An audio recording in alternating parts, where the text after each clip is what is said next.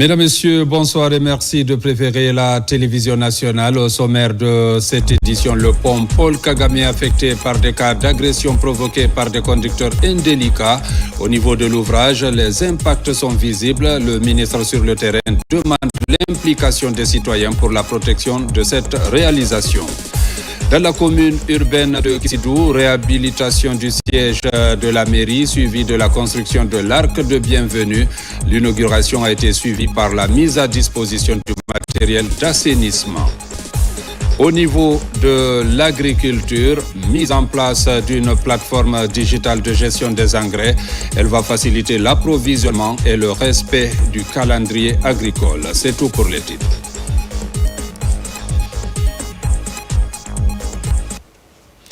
Une fois encore, bonsoir et bienvenue dans ce journal qu'on ouvre par ces messages de félicitations à son Excellence Mamadi Doumbouya à l'occasion de son investiture en tant que président de la République de Guinée.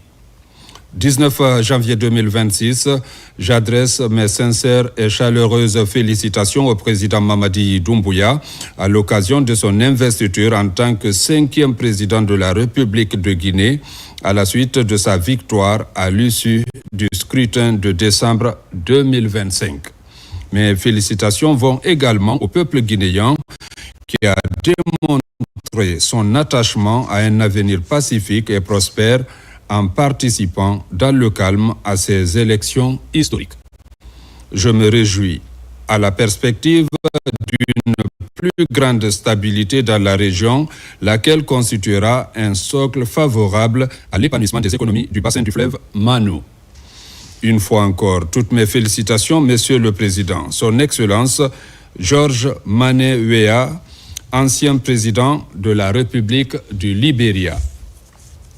Monsieur le Président, à l'occasion de votre investiture solennelle en tant que président de la République de Guinée, à la suite des élections du 28 décembre dernier, je tiens à vous saluer et à vous exprimer mon soutien et celui du Portugal à la consolidation de la démocratie et au projet de développement durable en Guinée. Je souhaite que, au cours de votre mandat, les relations de coopération et d'amitié qui unissent nos pays puissent trouver de nouvelles occasions de se renforcer sur le plan bilatéral, soutenu par l'affinité entre nos peuples. Nous avons la possibilité d'explorer de nouvelles façons de promouvoir nos relations commerciales et d'intensifier notre coopération dans des domaines d'intérêt commun. En vous réitérant mes sincères félicitations pour ce nouveau cycle qui s'ouvre à présent, je vous prie d'agréer, Monsieur le Président, l'expression de ma haute considération ainsi que mes vœux de prospérité et de bien-être pour le peuple guinéen. Signé Marcelo Rebelo de Sousa, président de la République du Portugal. Justice, poursuite des débats dans le dossier du 28 septembre. L'audience de ce lundi a été marquée par des questions préjudicielles soulevées par la défense qui dénonce la conformité de l'ordonnance de renvoi et sollicite par la suite la libération de leurs clients, contrairement à la partie civile et du ministère public qui demande la continuation des débats. Compte rendu, Thierno Younoussaba. À la 4e audience du procès supplémentaire du 28 septembre, la question de nullité est soulevée. Le débat oppose la défense et la partie civile soutenue par le ministère public. Les avocats des accusés sollicitent la libération de leurs clients au motif que l'arrêt qui renvoie le colonel Jean-Louis Pogomou et compagnie devant le tribunal est illégal. Nous demandons la libération immédiate, pure et simple, de colonel Jean-Louis Pogomou, de colonel Georges Olemou et de l'adjudant-chef Thomas Toiro, au motif pris que la saisine, l'ordonnance de saisie du président du tribunal de première instance qui statue au fond dans cette affaire est nulle et de nullité absolue, parce que cette nullité relève de la question d'ordre public. Du côté de la partie civile et du ministère public, on invoque des arguments en faveur de la continuation des débats et demande au tribunal de rejeter la sollicitation de la défense quant à la mise en liberté des accusés. La nullité qui a été soulevée par la défense ne tient pas. Et ce n'est d'ailleurs pas la première fois. Ce dossier-là aurait été jugé depuis longtemps. L'information était en cours depuis fort longtemps. On avait même espéré obtenir un renvoi et commencer le jugement avant même que le premier dossier ne soit définitivement jugé pour solliciter la jonction de cette procédure-là et la première procédure qui a déjà été jugée. Mais on s'est heurté au dilatoire, au retard volontairement occasionné par la défense et c'est ce qui a encore commencé au fond après l'ordonnance de renvoi. En attendant la décision du tribunal criminel de Dixine sur la continuation des débats ou la liberté des accusés, les débats font rage. Chaque partie campe sur sa position et désormais, il appartient au président du tribunal de donner une réponse à cette question préjudicielle. Au niveau de la justice, toujours, l'amélioration du cadre du travail reste une priorité. Sur le plan des infrastructures, le programme de construction des tribunaux se poursuit. Ce matin, l'état d'avancement du chantier de construction du tribunal de première instance de Mafanko a été passé en revue par le ministre et son cabinet. Cette démarche vise à s'assurer de l'effectivité des travaux sur le terrain. Reportage Aboubakar Ami Kamara. Le ministre de la Justice et des Droits de l'Homme, en compagnie de son cabinet, s'est rendu sur le chantier du tribunal de première instance de Mafanko. Objectif, s'enquérir de l'état d'avancement des travaux de ce palais de justice. La réalisation de cette infrastructure s'inscrit dans le cadre de la modernisation de l'administration publique et pénitentiaire visant à améliorer les conditions de travail du personnel de justice. Il s'agit de suivre de très près l'évolution des différentes infrastructures judiciaires en cours, soit en construction comme Mafanko, en rénovation ou en entretien par ailleurs. La vision de son Excellence, Monsieur le Président élu de la République, Monsieur Mamadi Doumbouya, est une vision de résultat. Il marque son empreinte de façon durable par des actes conséquents comme celui que nous sommes en train de voir aujourd'hui. Ce bâtiment composé de 40 bureaux et de 5 salles de réunion sera doté de toutes les commodités répondant aux exigences du moment, ce qui va contribuer à l'accélération dans le traitement des dossiers judiciaires et de mieux répondre aux besoins des justiciables. Il s'agit d'un tribunal qui est composé de 40 bureaux, de 5 salles de réunion, des cabines de toilettes. L'exercice des suivis rapprochés pour pouvoir s'enquérir de l'évolution des différents chantiers.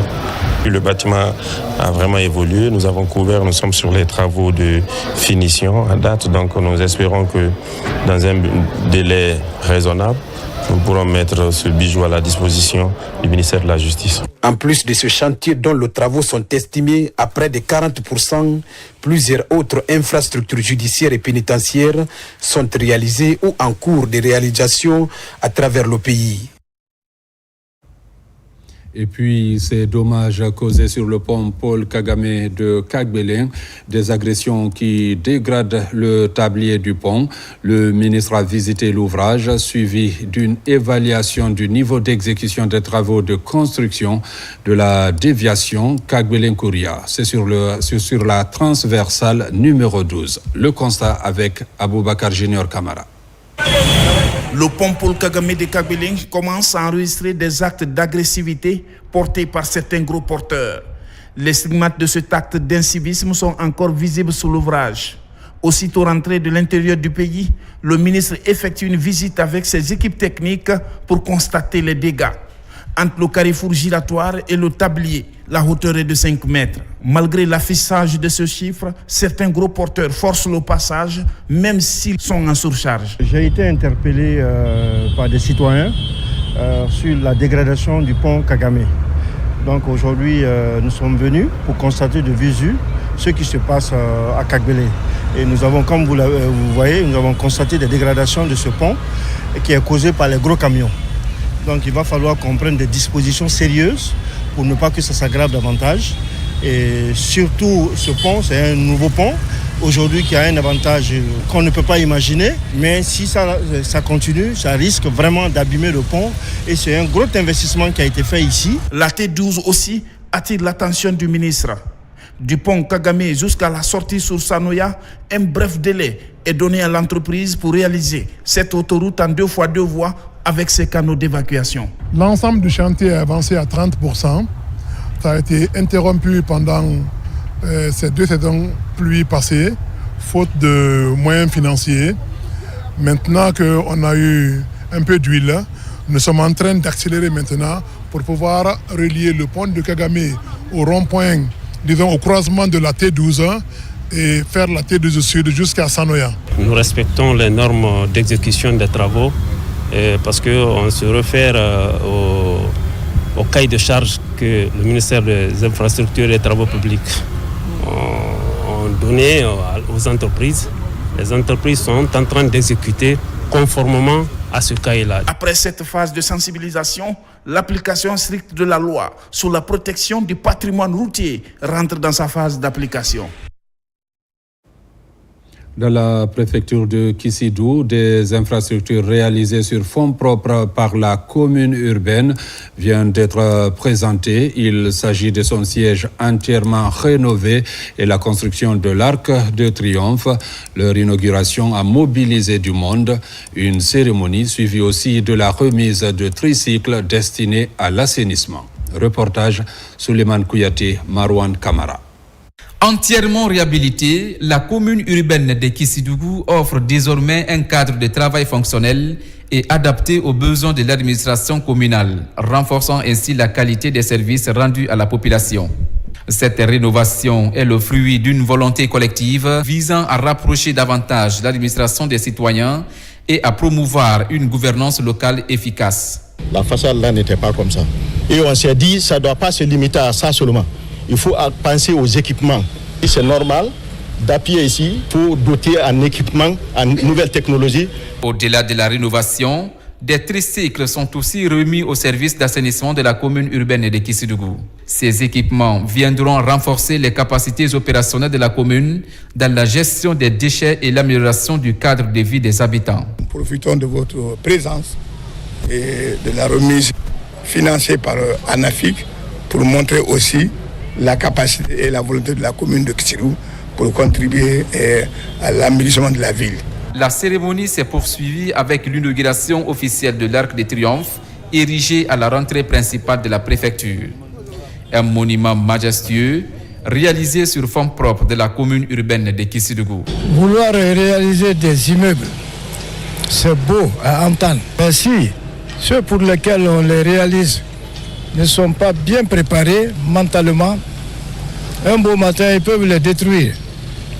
C'est pourquoi cette nouvelle équipe du conseil communal s'est préoccupée à organiser une tournée d'information et de sensibilisation dans ces 25 quartiers pour que chacun puisse veiller sur la sécurité.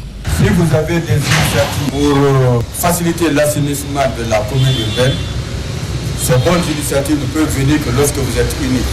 Chacun n'a qu'à mettre ses épaules quelque part, savoir que vous travaillez dans l'intérêt de la population. À travers ces réalisations, la commune urbaine de Kissidougou réaffirme sa vision de développement axée sur la modernisation des infrastructures, l'assainissement et la valorisation du patrimoine urbain. Dans la sous-préfecture de Koyama, le district de Zatioula entame aussi sa marche vers le développement local. Un poste de santé moderne construit par les ressortissants et équipé par l'État vient d'être inauguré. L'infrastructure vient répondre aux sollicitations des populations en termes d'accès à des soins de proximité. Reportage Lancé Kamisoko. Dans les méandres verdoyants de Ziama, le district de Zatioula s'inscrit dans la dynamique du développement local. Un nouveau poste de santé moderne, doté de toutes les commodités, est inauguré pour le plus grand bonheur des populations. Du logement du chef de poste à l'adduction d'eau potable, tout est mis en place afin d'assurer des soins de proximité aux populations bénéficiaires. Nous lançons un appel respectueux aux autorités sanitaires compétentes afin que ce poste de santé puisse bénéficier de personnel qualifié, motivé, en nombre suffisant, des produits pharmaceutiques à suffisance et à prix abordable. Condition indispensable, pour offrir des soins de qualité aux populations des Atula et environ. Rapprocher les soins des populations où qu'elles soient, telle est la mission régalienne de l'État envers ses citoyens. Cet acte des fils des Atula sonne ainsi la cloche de leur engagement patriotique à accompagner la politique du gouvernement. Ce joyau que nous inaugurons aujourd'hui est le fruit d'un travail collectif et d'une vision commune axée sur le bien-être des populations. Il représente une réponse concrète aux besoins de nos populations. Il incarne la volonté commune de rapprocher les soins de santé des citoyens. Ce centre de santé incarne l'espoir, la solidarité, la volonté de l'État de garantir à chaque citoyen, où qu'il se trouve, le droit fondamental aux soins de santé de qualité. Désormais, les populations de Jatouila et des localités voisines n'auront plus à parcourir de longues distances pour bénéficier des premiers soins. Longtemps confrontées au manque criard d'infrastructures sanitaires, les populations de Jatouila et environ entendent immortaliser cet instant historique. Des présents sont ainsi offerts aux autorités administratives qui ont bien voulu accompagner cette dynamique de développement communautaire. Volet coopération, Éléonore Carrois, ministre déléguée chargée de la francophonie et des partenariats internationaux, était à Conakry le 17 janvier, accompagnée de l'ambassadeur de France et des équipes de l'AFD. Elle s'est rendue à l'Institut Pasteur pour découvrir les installations et rencontrer des experts guinéens. Compte rendu Mounir Bari.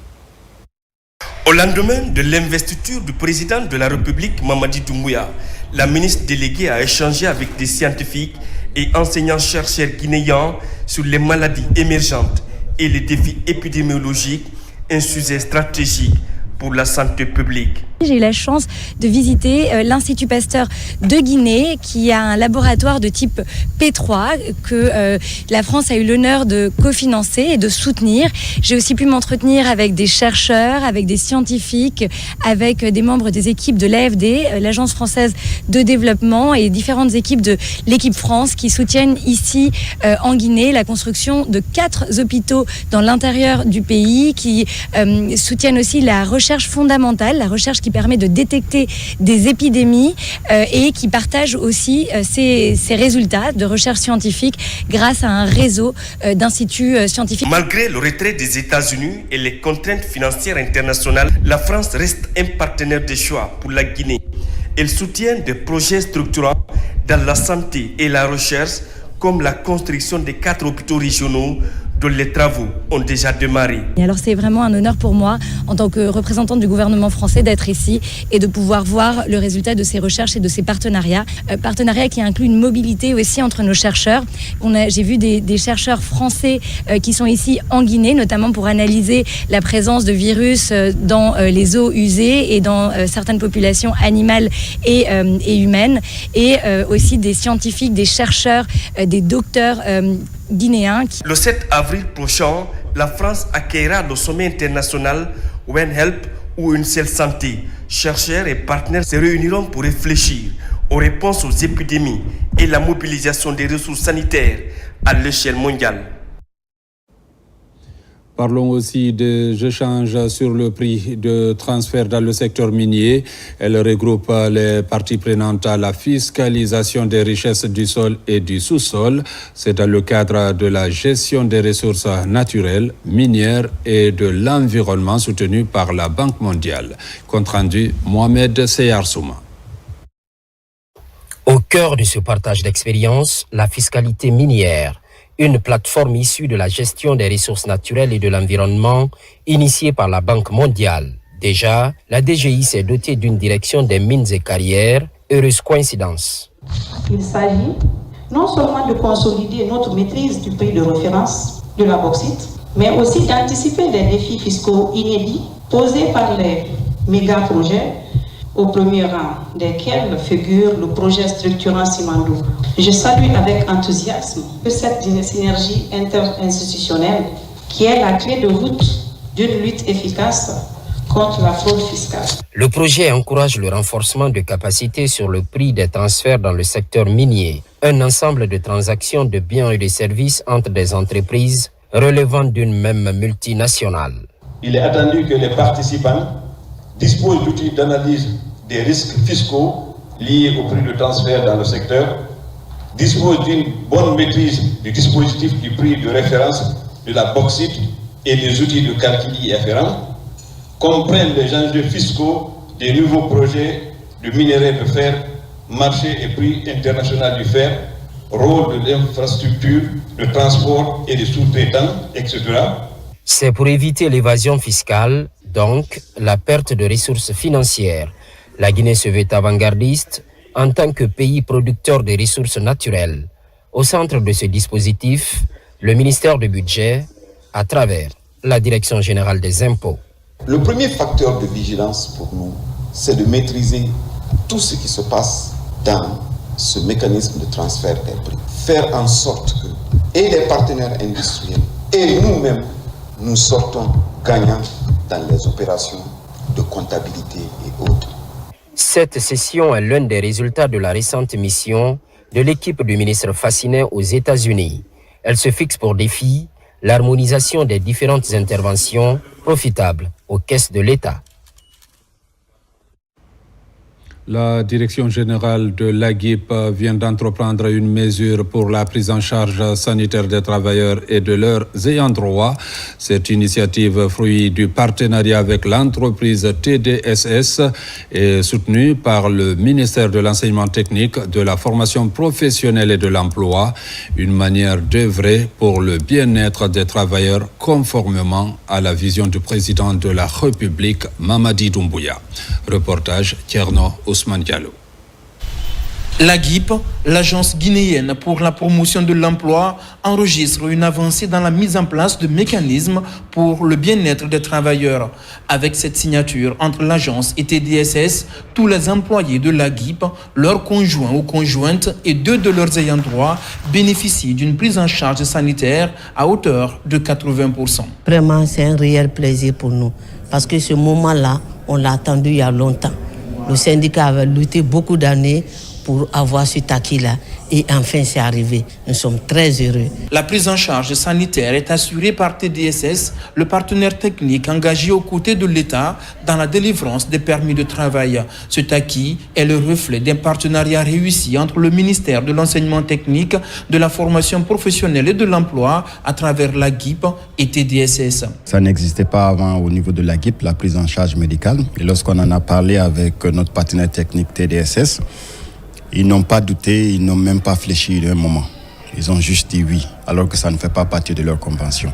Donc, dans le cadre de leur RSE, ils ont dit, dites-nous ce qu'il y a à faire, nous allons le faire. Et donc, c'est pour cela qu'aujourd'hui, on a profité de l'occasion pour procéder à cette signature qui garantit la prise en charge de cette assurance médicale tout au long de la convention. Même s'il y a à faire plus, nous sommes prêts à le faire parce que c'est au bénéfice de la Guinée, de nos parents qui travaillent à l'AGIP et qui sait, nos enfants peuvent travailler demain ici. Donc, on est vraiment heureux, fiers et satisfaits d'avoir signé cette convention-là. 5e pilier du programme Simandou 2040, la santé et le bien-être sont désormais intégrés à l'AGIP comme des éléments fondamentaux dans la gouvernance avec cette assurance santé inédite pour les travailleurs de l'agence. Comment comprendre la situation du marché du travail en Guinée? La question est prise en compte au ministère de la fonction publique. L'Observatoire national du travail vient de présenter le premier numéro de son bulletin d'information sur le marché du travail, un document stratégique destiné à éclairer les décisions en matière d'emploi dans le pays. Reportage Mohamed Cherif Kamara.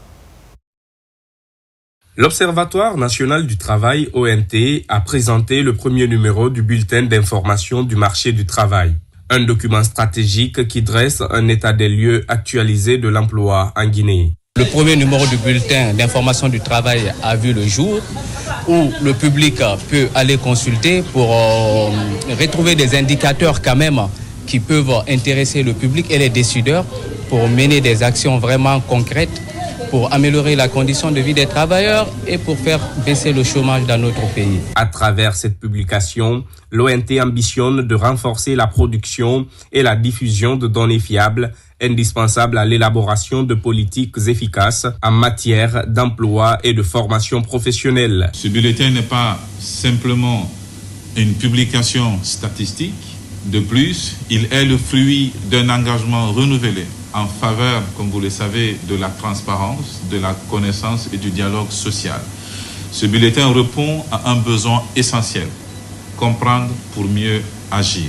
Ce premier numéro du bulletin sur le marché du travail est donc le point de départ d'un exercice institutionnel que nous voulons pérenne. Ce bulletin se veut un outil d'aide à la décision destiné aussi bien au pouvoir public qu'aux acteurs économiques et sociaux. Il met en lumière les tendances du marché du travail, les secteurs pourvoyeurs d'emploi, mais aussi les défis liés au chômage et à l'inadéquation entre formation et emploi. Reprise des déguerpissements, la Direction générale de la police informe l'ensemble des citoyens de la reprise des opérations de déguerpissement des encombrants physiques le long des routes à partir de mercredi. On écoute colonel Morikaba, chargé de communication du ministère de la Sécurité. Communiqué. La Direction générale de la police nationale informe l'ensemble des citoyens du Grand Conakry de la reprise dès le mercredi des opérations de déguerpissement visant les occupations anarchiques et persistantes des abords des routes, notamment par des encombrants physiques, des installations commerciales illégales, ainsi que des marchés débordant sur la chaussée. Ces pratiques constituent une entrave grave à la libre circulation des personnes et des biens, un facteur majeur d'insécurité routière et une violation manifeste des textes réglementaires en vigueur. En conséquence, la Direction générale de la police nationale invite formellement toutes les personnes concernées, occupants anarchiques, commerçants et responsables de marchés occupant ou débordant sur la voie publique à libérer immédiatement les emprises routières au plus tard le mardi 20 janvier 2026. Passé ce délai, les opérations de déguerpissement engagées depuis plusieurs semaines par les unités compétentes de la police nationale se poursuivront sans relâche et tout contrevenant s'exposera à la rigueur de la loi sans autre avis. La Direction générale de la police nationale sait compter sur le civisme et la collaboration de tous afin de garantir la sécurité routière, la fluidité de la circulation et le respect de l'ordre public. Fait à Conakry le 19 janvier 2026, pour la Direction générale de la police nationale, l'administrateur général de police, Guénabassori Camara, officier de l'ordre national du mérite. L'agence guinéenne d'évaluation environnementale visite Kamsar et Sangaredi. La délégation tente de constater de visu les programmes de réhabilitation des entreprises comme la CBG dans les zones dégradées par ces activités. Une mission qui exige des corrections sur les impacts environnementaux, sociaux significatifs conformément au code minier environnemental et aux normes internationales. Reportage Abdul Karim Kamara. Dans la cité industrielle de Kamsar, cette zone de mangrove est appelée Torabora. Pendant plusieurs années, elle a été détruite par l'action anthropique des riverains. En mission de contrôle et de suivi, l'agence guinéenne d'évaluation environnementale arrive sur les lieux. Constat: autour de ce bras de mer, avec des palétuviers rouges, 5 hectares sont reboisés depuis 2018 par la CBG. L'endroit est aujourd'hui une véritable sentinelle de la biodiversité. Des entretiens ont aussi lieu entre les deux parties sur la conformité et l'efficacité des programmes de réhabilitation de l'entreprise selon des critères. Un programme essentiel qui est là est la restauration des habitats critiques, tels que les galeries forestières, les têtes de source, les corridors de déplacement des chimpanzés, ainsi que les habitats fauniques. Elle restaure aussi les habitats naturels et les habitats modifiés. Après Kamsar, la même mission de l'agence guinéenne d'évaluation environnementale arrive sur le plateau latéritique de Sangarédi. Là aussi, l'audit porte sur des éléments comme l'état d'avancement des travaux de réhabilitation ou encore l'identification des non-conformités et risques résiduels. Au bord du fleuve Kogon existent 5 pépinières d'espèces locales et exotiques. Ces sites-là sont cartographiés avec le département de la topographie. Et une fois que ces sites-là sont cartographiés, nous, on donne cette cartographie-là pour des fins du suivi ou du respect de la procédure de la réhabilitation. Dans la localité de Silidara, la mission confère avec les communautés des 13 villages riverains des sites reboisés. Objectif, connaître leur collaboration avec la CBG et leur implication dans ce programme de réhabilitation. Il y a des aspects à améliorer sur le travail qui est fait par la CBG. La première recommandation, c'est de faire la mise à jour du plan et de soumettre ça au ministère pour validation. Et ensuite, dans le suivi, nous insisterons beaucoup sur l'utilisation des essences locales, les espèces de plantes locales qui ont beaucoup plus de valeur pour nos communautés et comparé aux plantes exhaustives qui sont introduites et qui sont aussi utilisées souvent dans les programmes de réhabilitation. De 1991 à nos jours, la CBG a reboisé volontairement 47 hectares sur des sites détruits par les riverains et 3002 hectares reboisés dans les zones d'exploitation de l'entreprise à Sangarédi. Mise en place de la Confédération des acteurs de la foresterie de Guinée. C'est dans le cadre de la protection de l'environnement. Déjà, une mission de sensibilisation est à l'Abbé pour échanger avec les acteurs concernés. Sarafdine Diallo, Nabila Kamara. La foresterie durable joue un rôle clé dans la protection de l'environnement et la lutte contre le changement climatique. En Guinée, la préservation du couvert végétal est une priorité des autorités. La création de la Confédération nationale des acteurs de la foresterie de Guinée s'inscrit ainsi comme un outil essentiel pour renforcer la gestion durable des forêts. L'objectif de cette mission dans la région administrative de l'Abbé est de sensibiliser et d'informer les acteurs de la foresterie sur l'importance de la mise en place de la Confédération nationale des acteurs de la foresterie. Pour qu'il y ait la Confédération nationale des acteurs de la foresterie en Guinée, il faudrait d'abord avoir le groupement régional, puis l'union régionale et puis la fédération avant de constituer la Confédération nationale. La région administrative de l'Abbé occupe une place écologique et stratégique majeure, aussi bien pour la Guinée que pour la sous-région. Elle regorge d'un patrimoine naturel riche composé de forêts, de galeries forestières et de nombreuses têtes de sources alimentant d'importants cours d'eau. Nous les promettons d'utiliser à bon escient pour que les autres qui n'ont pas reçu de financement cette fois-ci à travers l'activité ou ce que nous allons mettre sur le terrain pour qu'eux aussi ils puissent bénéficier.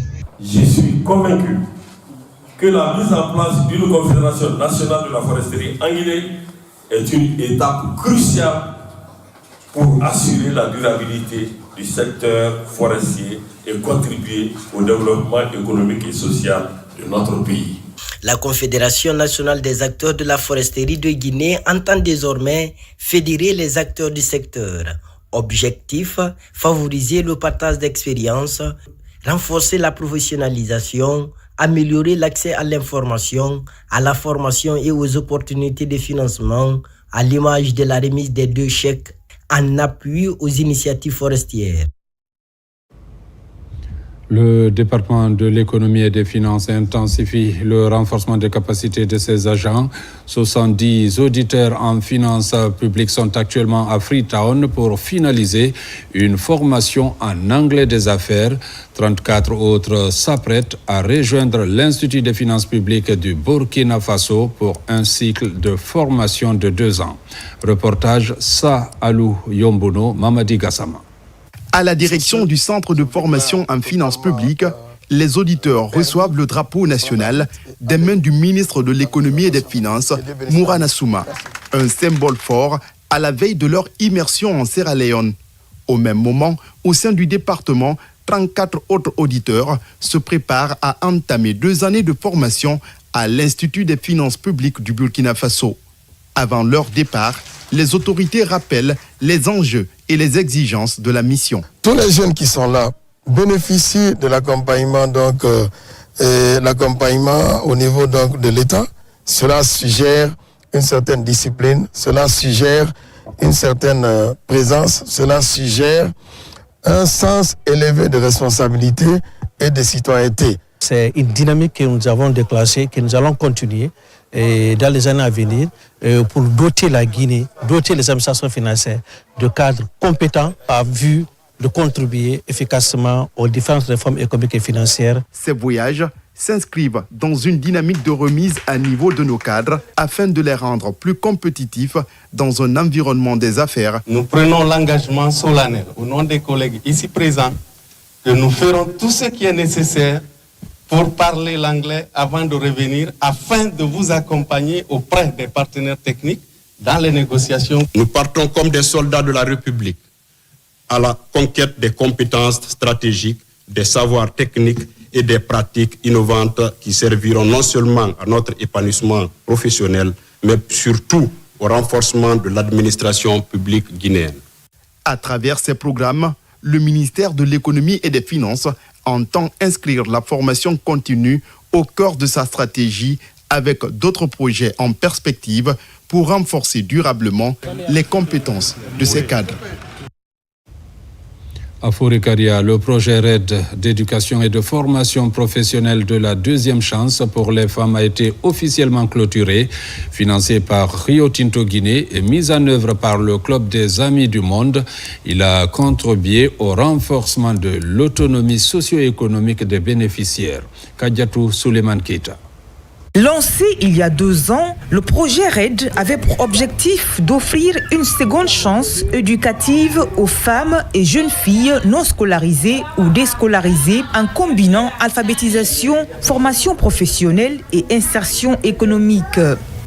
C'est des femmes qui ont eu une chance d'avoir accès à une alphabétisation fonctionnelle et intégrative. Tout cela avec un appui financier de Rio Tinto et un appui technique du ministère de l'enseignement préuniversitaire et de la promotion de la langue nationale. Nous faisons un plaidoyer auprès du gouvernement pour que les ressources locales disponibles puissent venir en aide du financement de ces 2 plans d'action qui vont de l'agriculture, la pêche, l'élevage, la saponification, la couture et la coiffure. Donc ces 700 et quelques femmes sont aujourd'hui dans le groupement. Grâce à Rio Tinto, en partenariat avec CAM, on nous a appris comment faire les syllabes, les consonnes. On nous a aussi appris comment compter de 1 jusqu'à 10 en sous-sous. Après, ils nous ont montré de faire nous-mêmes nos plans d'action. À Fourekaria, la clôture du projet a mis en évidence des résultats probants. 789 filles et femmes formées dans divers métiers et la création de 32 groupements d'intérêt économique favorisant l'auto-emploi. Les fonds FODEL, les fonds de développement local qui est déjà payé, qui est contre l'Agence nationale de financement des collectivités, l'ANAFIC, ces fonds-là seront mis à la disposition de beaucoup de groupements. Financé par Rio Tinto et mis en œuvre par le Club des Amis du Monde, le projet RED contribue durablement à l'autonomisation des femmes et au développement communautaire en Guinée. Au niveau de l'agriculture, lancement de la plateforme digitale de gestion des intrants, un outil visant à faciliter l'accès aux engrais en tenant compte des besoins sur le terrain. Ce dispositif compte concilier les dispositions du respect du calendrier agricole et de réduction des prix des intrants. Fodé Camara. Désormais, chaque sac d'engrais, chaque machine et semence aura une trace numérique. L'enjeu est de taille, faciliter l'accès aux intrants de qualité à un prix compétitif, tout en sécurisant le cadre réglementaire du secteur.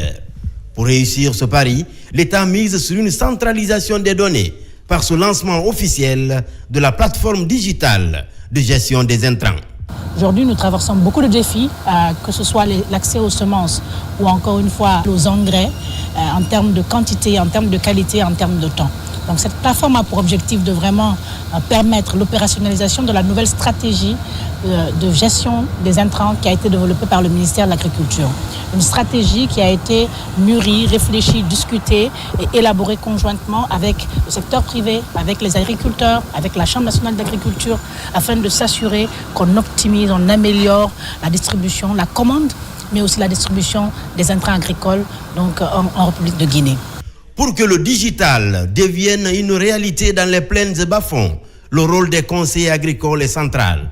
Un dispositif à professionnaliser pour accompagner les producteurs sur le terrain, pour les aider à avoir les intrants de leur choix avec précision. Nos services déconcentrés qui sont les représentants du ministère sur le terrain ont un droit de regard et un rôle de suivi pour s'assurer que les prix sont respectés, s'assurer qu'il n'y a pas de spéculation sur les intrants, s'assurer surtout de leur conservation. Le système est conçu pour être inclusif. Les importateurs privés d'intrants sont aussi intégrés dans le circuit. Ils ont désormais une visibilité totale sur les besoins réels, ce qui facilite une distribution fluide et équitable sur toute l'étendue du territoire national. Obligatoirement, si on commence à la base, remonter jusqu'au département, on saura réellement le besoin des paysans. C'est qu'avant, on décidait à la place des paysans. Maintenant, c'est les paysans qui décident à leur propre place. Voilà l'importance. Au-delà de l'outil numérique, c'est un vaste programme de renforcement des capacités qui s'opère. En digitalisant la gestion des intrants, la Guinée sécurise les circuits d'approvisionnement pour réduire la lourdeur administrative afin d'améliorer la productivité par le respect scrupuleux du calendrier agricole. La récolte du riz du côté de Doumbiaji dans la préfecture de Gawal. Cette année, la moisson a été bonne. Un citoyen de la localité a à lui seul réalisé plus de 50 hectares. Et la Aboubakar Koulibaly, c'est son nom, figure parmi les paysans leaders de la contrée. Younousa Tawel Kamara. Des chants et danses des paysans de Koumbia pour annoncer les couleurs de la campagne de récolte du riz dans ce vaste domaine du district de Doumbiagui. Il est réalisé par un natif de cette sous-préfecture de Gawal, Elijah Bakar Koulibaly. Les autorités sous-préfectorales et populations sont mobilisées pour donner un coup de main à ce paysan du monde rural. Nous savons bien que la terre ne trahit pas. C'est pourquoi nous nous sommes lancés dans l'agriculture depuis quelques années, ici à Doumbiagui. Une manière d'accompagner l'État dans son programme d'autosuffisance alimentaire dans le pays. Dans ce vaste champ de riz, estimé à plus de 50 hectares, Elijah Bakar Koulibaly a fait appel à plusieurs paysans de Doumbiagui pour accélérer la récolte. Félicitations à Elhaj. Je suis très content de voir ce vaste domaine agricole qu'il a réalisé. C'est pourquoi nous avons jugé nécessaire de mobiliser tout le village aujourd'hui pour l'accompagner dans son travail. Moi, personnellement, les mots me manquent pour remercier ce paysan du monde rural qui a vite compris l'importance de l'agriculture. Il est à encourager. Je profite de cette occasion au nom de mon département pour lancer un appel aux uns et aux autres d'en faire autant. L'année prochaine, ce paysan leader compte aménager plus de 100 hectares dans ce domaine et même dans d'autres villages de la contrée. Une manière pour lui de contribuer efficacement à l'autosuffisance alimentaire dans le pays. Mesdames, Messieurs, c'est la fin de cette édition. Merci de l'avoir suivi et bonne suite de programmes sur la télévision nationale.